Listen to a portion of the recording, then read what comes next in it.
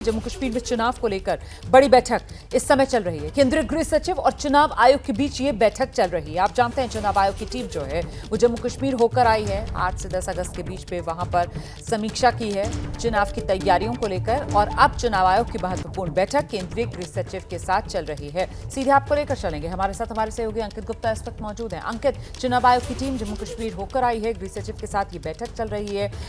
इस बैठक में किन मुद्दों को लेकर चर्चा की जा रही है? रोमाना, सबसे बड़ा मुद्दा यही है कि कैसे अगर चुनाव संपन्न करवाना है तो क्या वो आज के हालात में मुमकिन है।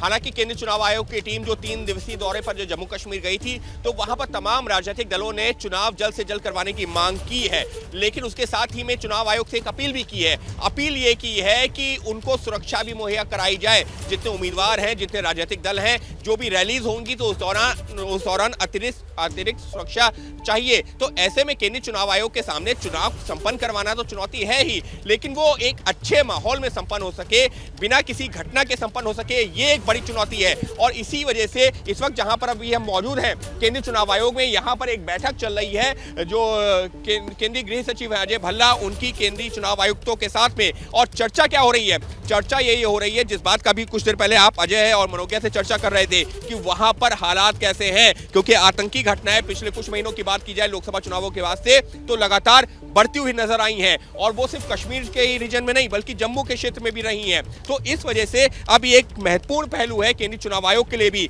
लेकिन सुप्रीम कोर्ट का एक आदेश है। सुप्रीम कोर्ट ने कहा था कि 30 सितंबर तक आप चुनाव संपन्न करवा दीजिए। ऐसे में उम्मीद यही की जा रही है कि अगर हालात बेहतर हुए या बेहतर जो है बताए गए सुरक्षा एजेंसीज की तरफ से, इनपुट एजेंसीज की तरफ से जो इनपुट मेरे ख्याल से यहाँ पर जम्मू कश्मीर में पहले भी चुनाव हुए हैं, लेकिन अभी नए सिरे से जम्मू कश्मीर में सुरक्षा की समीक्षा इसलिए महत्वपूर्ण हो जाती है और एक नई तरीके की सुरक्षा की रणनीति बनाना इसलिए जरूरी हो जाती है क्योंकि जो आतंकवादी हैं उन्होंने अपनी मोडस ऑपरेंडी बदली है।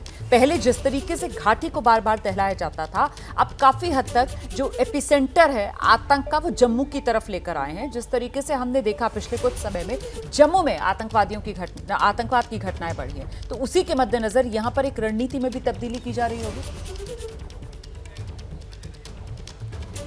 जी बिल्कुल की जा रही है। और जिस बात का आपने जिक्र किया ना कि किस तरीके से जो लोकसभा चुनाव हुए थे उससे पहले के हालात और लोकसभा चुनाव संपन्न होने के बाद में कहीं ना कहीं एक बौखलाहट जरूर है आतंकी संगठनों में भी, क्योंकि जिस तरीके से मत प्रतिशत बढ़ा है, पिछले 20-30 सालों का रिकॉर्ड टूट गया था लोकसभा चुनावों के दौरान, तो उसको देखते हुए वहां पर एक अच्छा संदेश जरूर गया था। लेकिन जो आतंकी संगठन है उसमें बौखलाहट है और उसी का नतीजा ये है कि कश्मीर में जो सुरक्षा इंतजाम खड़े हो गए थे, यहाँ पर मूवमेंट हो रहा है। हमको देखना होगा कि क्या अजय भल्ला निकल रहे हैं। लेकिन इस सबके बीच में जो चर्चा हम कर रहे थे कि एक बौखलाहट ये है कि जिस तरीके से मत प्रतिशत बढ़ा है तो अब वो जम्मू की तरफ जो है मूव किए। लेकिन